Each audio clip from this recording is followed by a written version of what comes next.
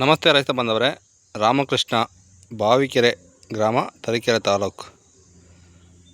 Number 8151013296. ನೋಡಿರಿ, 11x11 8 kg bag ಬರುತ್ತಿದ್ದು. ನೋಡಿರಿ, 2026 ಹೊಸ ಗಿಡ ಇದು. ಈ ವರ್ಷ ಸಿಗುತ್ತೆ ನಿಮಗೆ. ಮೇ ತಿಂಗಳಿಗೆ ಎಕ್ಸಲೆಂಟಾಗಿ ದಿಂಡಾಗಿ ಇನ್ನೂ ಚೆನ್ನಾಗಿ ಗಿಡ ನೋಡಿ ಹೆಂಗಿದೆ ನೋಡಿರಿ. 10 ತಿಂಗಳ ಗಿಡ ಇದು. ಈಗ ನಾಟಿ ಮಾಡ್ಬೋದು.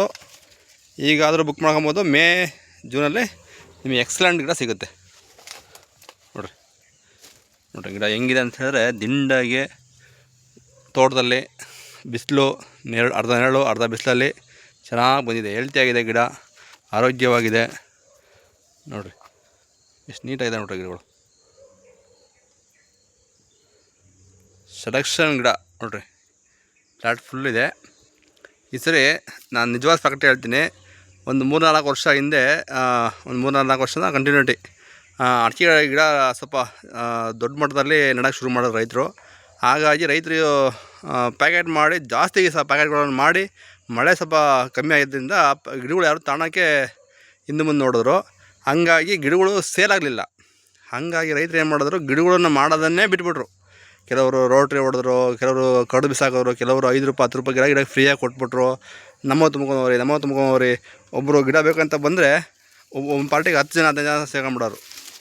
ನಮ್ಮ ತೆಗೆದ ಬನ್ನಿ ಅಂತ ಆ ಥರ ಆಗೋಯ್ತು. ಹಂಗಾಗಿ ರೈತರಿಗೆ ಏನಾಯ್ತು ಅಂತಂದರೆ, ಇದಕ್ಕೆ ಬೆಲೆ ಇಲ್ಲ, ಯಾರು ತಾಣ್ತಿಲ್ಲ ಗಿಡಗಳು.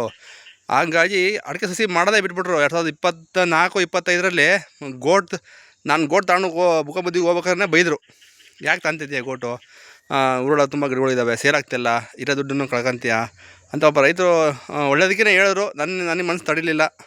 ನೋಡೋಣ, ಒಂದು ಸರಿ ಮಾಡೋಣ, ಸಾಧನೆ ಮಾಡೋಣ, ಏನೋ ಒಂದು ಪ್ರಯತ್ನ ಪಡೋಣ ಅಂತೇಳಿ ಒಂದು ಆಸೆ. ಒಂದು 5-6 ವರ್ಷದಿಂದ ಮಾಡ್ಕೊಂಡು ಬರ್ತಾಯಿದ್ದೀನಿ ಸಸಿಗಳನ್ನು. ಆದರೆ ಈ ದೊಡ್ಡ ಮಟ್ಟದಾಗ ಮಾಡಬೇಕು ಅನ್ನೋ ಒಂದು ಆಸೆಯಲ್ಲಿ ನಾನು ಕಾನ್ಸೆಪ್ಟ್ ಇಟ್ಕೊಂಡು ಹೊಸರಿ ನನ್ನ ಸ್ನೇಹಿತರೆಲ್ಲ ಬೈದ್ರೂ ನಾನು ಮಾಡಿದೆ. ಈ ಸರಿ ನೋಡಿ, ಅದು ರೇಟು ಸ್ವಲ್ಪ ಜಂಪ್ ಆಗಿದೆ. ಗಿಡಗಳು ಎಲ್ಲೋ 2024-25ರಲ್ಲಿ ಮಾಡಿಲ್ಲ ಅನ್ನೋ ಕಾರಣಕ್ಕೋಸ್ಕರ ಸ್ವಲ್ಪ ಡಿಮ್ಯಾಂಡ್ ಆಗಿದೆ. ಹಂಗಾಗಿ ಸ್ವಲ್ಪ ಬೇಗ ಬುಕ್ ಮಾಡ್ಕೊಂಡ್ರೆ ಒಳ್ಳೆಯದು, ಗಿಡಗಳು ಸಿಗ್ತವೆ. ಈ ಸರಿ ತುಂಬ ಡಿಮ್ಯಾಂಡ್ ಇದೆ. ರೈತರೆಲ್ಲ ಆಲ್ರೆಡಿ ಫೋನು ತುಂಬ ಮಾಡ್ತಾವ್ರೆ.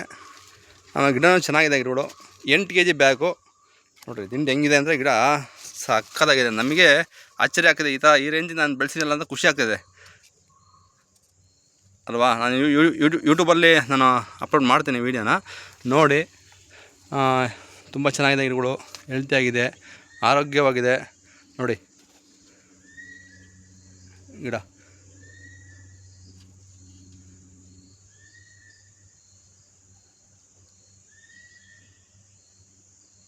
ಅಲ್ವಾ.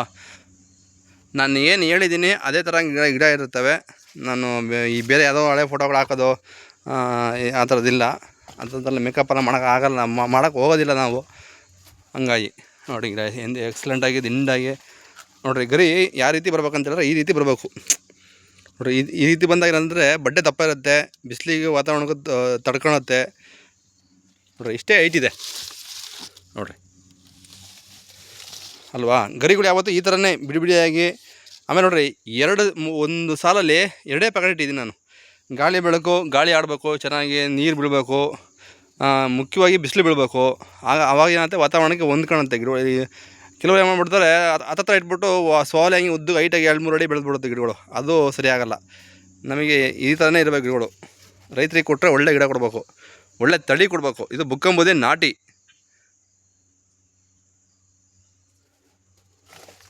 ನೋಡಿ. ನಿಮಗೆ ಮುಂಗಾರಿಗೆ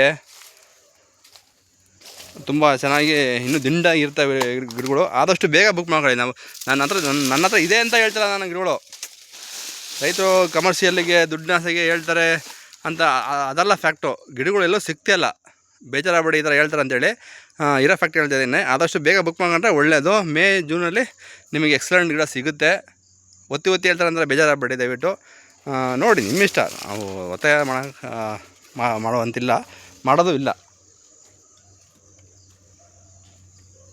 ನೋಡಿ. ತುಂಬ ಚೆನ್ನಾಗಿದೆ ಗಿಡಗಳು ಮಾತ್ರ.